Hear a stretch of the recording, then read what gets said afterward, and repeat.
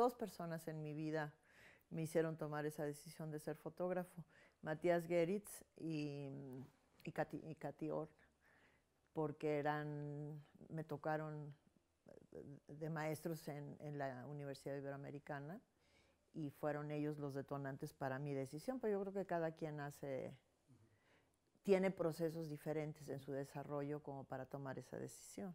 Reconozco a todas las gentes y tengo gentes, obviamente, mis preferidos, con los que yo comparto formas de sentir, pero yo que más que influencia, yo me ubico como en sentimientos similares. O sea, siento que yo siento como esta persona, ¿no? Más que yo quiero trabajar como ellos, eso lo he evitado en toda mi carrera. Sino que yo más bien siento, a ver, con quién me identifico, más que quién me influye.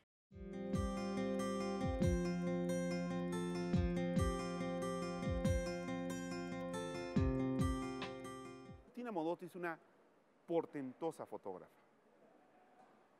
¿Por qué conocemos más su vida con sus amantes y su activismo social y mucho menos se conoce su gran aporte a la fotografía? Bueno, entonces, porque estamos viendo a una mujer mítica y que sus grandes aportes creativos se le han dejado un poco de lado. Aquí en México hace foto, se embebe de todo lo mexicano. Yo creo que como a todos los extranjeros este país les da muchísima riqueza en sus imágenes, en su colorido, en su cultura, ¿no? Es muy especial y yo creo que a todos nos agarra, ¿no? Inclusive yo soy mexicana, pero de familia suiza, entonces eso yo siento que también me da una perspectiva un poquito diferente, ¿no?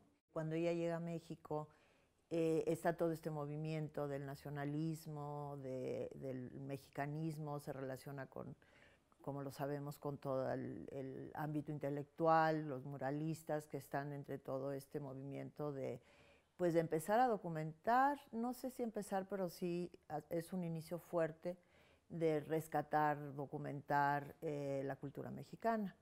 Ella llega a México en compañía de Edward Weston en agosto de 1923.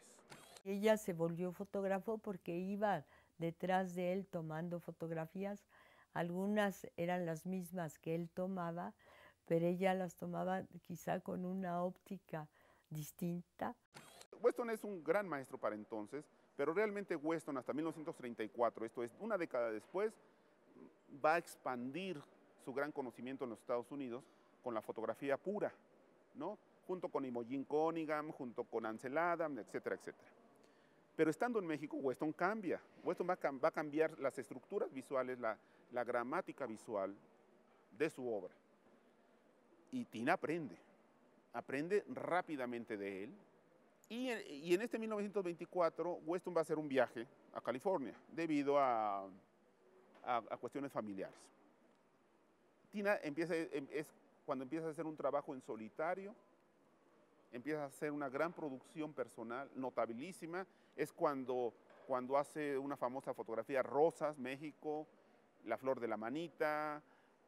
Hace una gran cantidad de obra notabilísima, obra abstracta.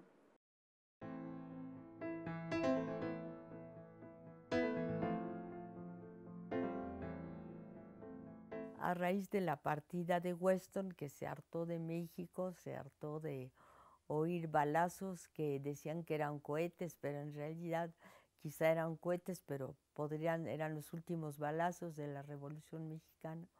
Él se hartó y decidió regresarse y ella se quedó ya convertida en una militante. Entonces ya empezó a tomar pues mítines, obreros, trabajadores, las manos de un trabajador, las manos de un titiritero, pues el arte popular mexicano, en fin, una serie de cosas que quizá ella no habría seguido ese sendero de haberse quedado Weston en México. A mí lo que más me interesa de Tina son sus imágenes sobre todas las problemáticas sociales, ¿no? Me encantan sus fotografías de gente. O sea, inclusive me gustan más que las fotografías simbólicas o de objetos.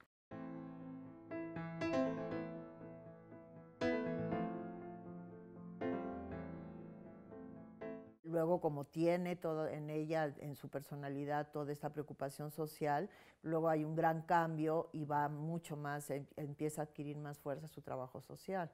Pero yo creo que la misma influencia de Weston hace que ella empiece a descubrir o a trabajar o a imbuirse en el medio a través de la forma, más que de los personajes o de las situaciones sociales, que luego es una parte muy fuerte de su trabajo. Bueno, no se puede decir que ella pasaría a la historia como luchadora social, porque hubo muchas mujeres formidables que dieron la lucha y que pueden ser recordadas como unas grandes luchadoras sociales. Las españolas de la Guerra Civil son absolutamente extraordinarias, pero ella deja una obra muy importante como fotógrafa. Entonces, lo que cuenta de ella finalmente es que es una gran fotógrafa. El hecho de que Tina Modotti se moviera en un ambiente más propicio pues a la publicidad, a la difusión, a sucesos importantes en ese momento históricos, que eso mismo también tiene, a pesar de uno, tiene proyección social, se está sabiendo qué es lo que está sucediendo. Mientras que en el caso de una fotógrafa como Katy Horna, que digo calladita, es gente que más que nada les interesa trabajar.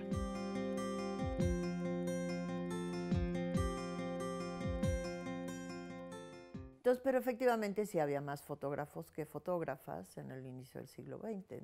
Digo, tenemos como una documentación importante a Raquel Baquedano. Raquel Baquedano es una de las primeras mujeres registradas, pues creo que al principio del siglo XX. Seguramente había más. Ahora Tina, por lo que digo, que ella cae en un ambiente muy propicio de intelectuales, pues puede consolidar un trabajo importante y puede tener difusión ese trabajo importante, ¿no? Y que además es muy bello y muy importante, muy fuerte, de gran calidad artística, pero sí le ayudó un poco o le ayudó mucho el medio en el cual ella se desarrolló.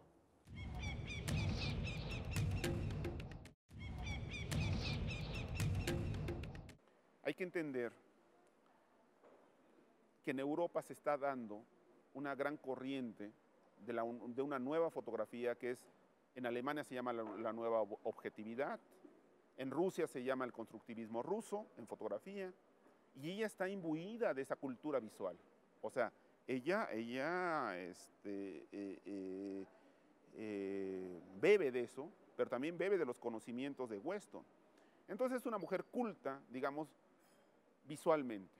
Yo siento que ella empieza a meterse al campo de la imagen a través de la forma, por esta misma influencia de Weston. O sea, es más formal en cuanto a objetos, los alcatraces, esta parte de la estetización, los alambres estos de los postes de luz.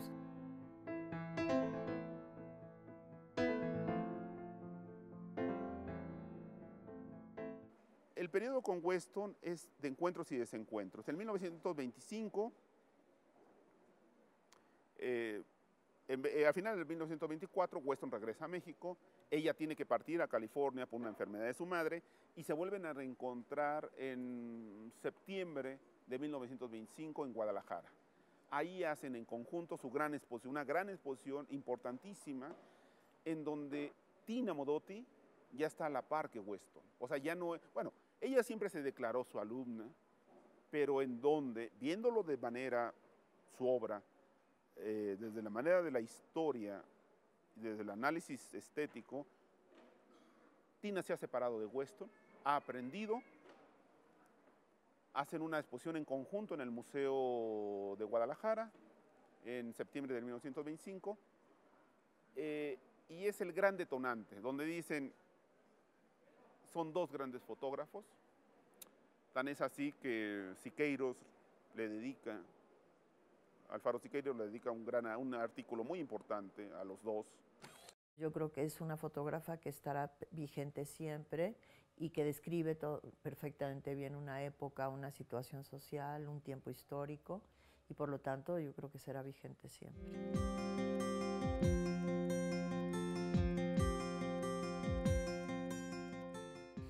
una de las cosas que fue propicia para ambos dos, para Weston y para Tina, es que en México la fotografía era hacer trabajo de documentación. Entonces en México, bueno, han existido buenísimos fotógrafos desde que 1840 que se empezaron a hacer las fotografías en México.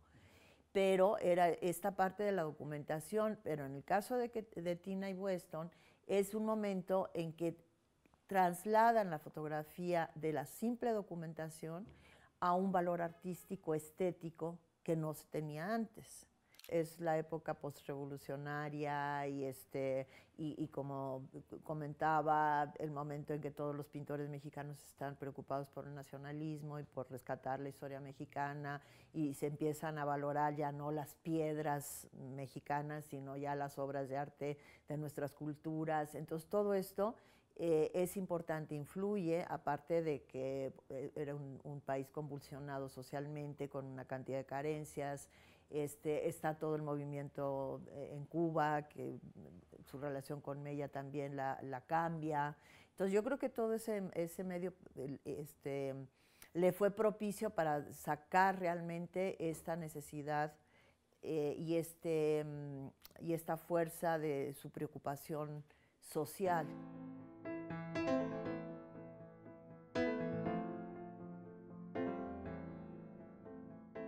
El trabajo que más me interesa de ella son todas las fotos de campesinos, los retratos.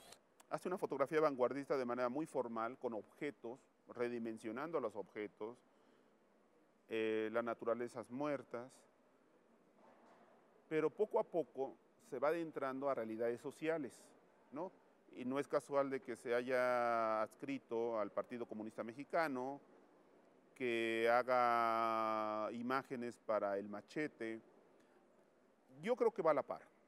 Hace algún tiempo yo pensaba que a partir de 1925 se había dado esto. Yo creo que Tina, hoy, creo que Tina lo empezó a trabajar de manera simultánea, ¿no? Esta visión sobre la clase desprotegida mexicana, ¿no? Y la forma en que ella podía decir que México estaba jodido, ¿no? O sea, no mostrar la fachada buena, ni nada más mostrar la parte de ella como creadora, como una gran fotógrafa, sino mostrar otras realidades como fotógrafa, ¿no? Uno no deja de ser ajeno a lo que está sucediendo, a lo que está uno fotografiando, porque cuando los fotógrafos, como en el caso de Tina, se emboletan realmente en el ámbito en que están fotografiando y está ella fotografiando estos niños pobres o estos niños con carencias o estos campesinos también explotados, digo, uno no puede dejar de sentir, uno no puede dejar de solidarizarse con la gente. Y yo creo que eso es una de las fuerzas de las grandes fotógrafas, o grandes fotógrafos, en el sentido de que no es de, llego y me gustó esta imagen, la saco. Yo creo que uno se tiene que relacionar, es una dialéctica con lo que uno está fotografiando. La fotografía es un lenguaje, entonces hay que hablar el lenguaje que está requiriendo uno para poder ser oído. Sí, fue una pionera porque para contribuir a la lucha social en México hizo fotografías de la hoz, del martillo, de la mazorca, hizo una fotografía de una luchadora que va atravesando un puente, una huelguista, esperó horas porque ella trabajaba con una Graflex, bueno, esta máquina es una mariposa al lado de la Graflex, era un cajón de lo más pesado y ella esperaba horas a que pasara lo que ella quería tomar y podía estar ahí con sus placas de vidrio durante muchísimo tiempo. Y yo creo que es el caso que ella hace cuando representa símbolos como la hoz y las cananas, el maíz, digo, todos son los símbolos de lo que ella también por otro lado está fotografiando.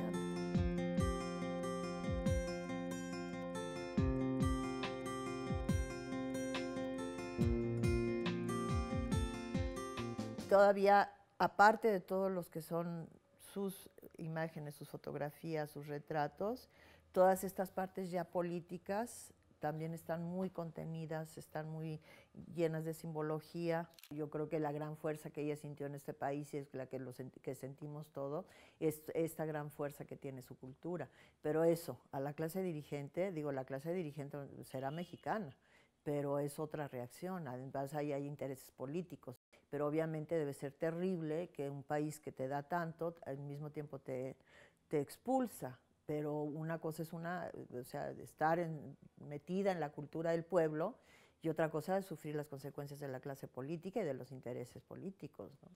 Y decían que ella seguramente había pactado con los asesinos para ultimar a Julio Antonio Mella. Y sufrió mucho, pero aguantó. La metieron incluso a la cárcel, pero ella aguantó y no hizo ninguna escena. Y la ayudó mucho, se portaron muy bien con ella en esa época, tanto Diego Rivera como Miguel Covarrubias.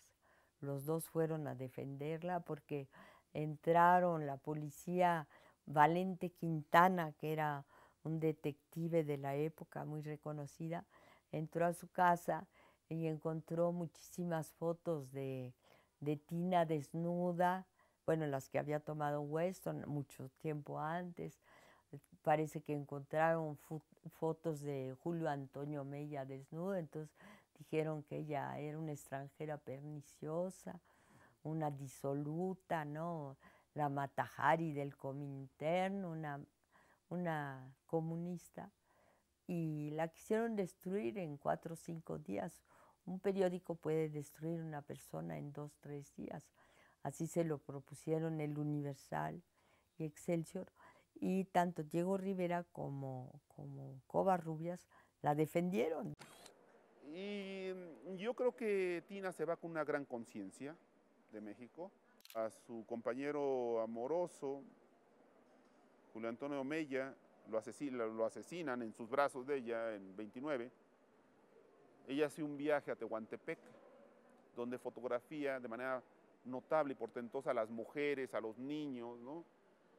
Ella regresa y en diciembre del 29 le hacen la única gran exposición que tiene Tina en México. Ella participó de manera colectiva en otras, pero en diciembre del 29, como el gobierno mexicano la había acechado por esta muerte de Mella, personas como Siqueiros, Baltasar Dromundo, le hacen una gran exposición en la Biblioteca Nacional. Y ahí ella casi se está despidiendo también como artista, porque esto se da en diciembre. A principios de enero, el Estado mexicano, que quiere decir la policía mexicana, le llega y le da unas horas para irse. Después ella se va a la guerra española, deja la fotografía porque se impone más sus preocupaciones sociales, ¿no? Pero no creo que eso sea que niegue la foto, sino que ella responde pues a lo que le está dictando su momento histórico, su medio ambiente, su situación personal. Ella, en primer lugar, la fotografía evoluciona, la fotografía avanza. Cuando ella llega a Berlín, que allí la deja, en Alemania la deja Vittorio Vidali o Carlos Contreras, el comandante Carlos, el del 5º Regimiento, el de la Guerra Civil de España. Bueno, eso fue posterior, pero cuando Vidali la deja en Alemania, ella se da cuenta que hay muchas tiendas con muchísimas cámaras, que son muchísimo más rápidas que la Graflex, que se puede tomar fotografías con una enorme facilidad. Pablo Neruda escribe que ella tiró su cámara al río, pero no en Berlín, no en el Rin, sino que en el Neva, en Moscú. Pero en realidad yo creo que ella no se sintió estimulada por nada de lo que veía en Berlín. Tomó una pareja de espaldas en el zoológico, tomó unas monjas atravesando la calle, pero no se sintió, no era México. Se va Tina en febrero y otra historia va a ser cuando 12 años después regrese de manera clandestina a México como María, que regrese a morir en 1942.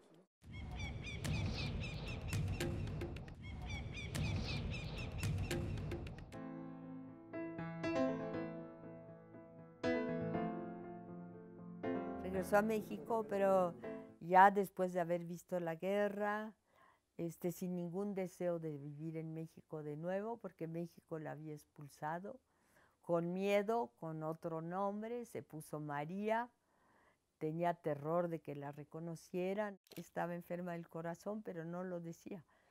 Le habían dicho, usted no tiene que vivir a la altura de la Ciudad de México, usted tiene que bajar a otra altura, pero nunca lo hizo. Nunca lo hizo porque todas las hermanas luego dijeron que la habían matado, ¿no? Pero no, porque sus hermanas, todas las Modotti, todas murieron del corazón. Y unas más pronto que otras. Tina murió joven, sí. Pero en esa época volvieron a decir que la habían asesinado y ella murió sola en un taxi, rápidamente.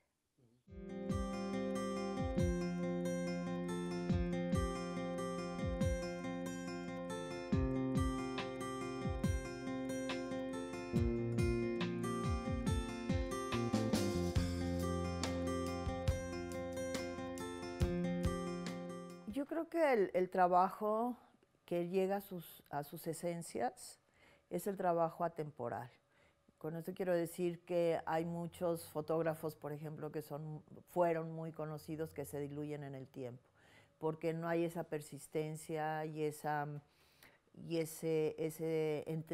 entrega sincera a lo que uno está haciendo. En el trabajo de Tina seguirá teniendo vigencia, no envejece por eso mismo, porque yo creo que llega a tocar las esencias de las cosas y eso perdura a través del tiempo. Ella es alguien que sienta las bases para que después una generación nueva de vanguardistas mexicanos surja a partir de 1931 con el concurso La Tolteca y en los 30 se desarrolle. Es, digamos, el gran puente entre Weston y la vanguardia mexicana. Ese es el gran aporte de Tina. Yo creo que sus ideales siempre los veía a ellos, veía que se los hacían pedazos, ¿no? Pero aguantó, era una mujer que quería tener hijos, no pudo tenerlos, que quizá hubiera querido una vida más dulce, pero no le tocó. Pero le tocó ser una fotógrafa muy extraordinaria y le tocó ser una mujer que finalmente pues tuvo esa capacidad de entrega, que no es poco, ¿no? Es mucho decir. Qué bueno que llegó Tina Modotti aquí, qué bueno que Tina Modotti se hizo fotógrafa, qué bueno que tenemos este legado de imágenes, qué bueno que hizo todo lo que hizo a nivel de actitudes, de imagen, de documentos. O sea, yo creo que es un privilegio haber tenido la presencia de esta mujer en México.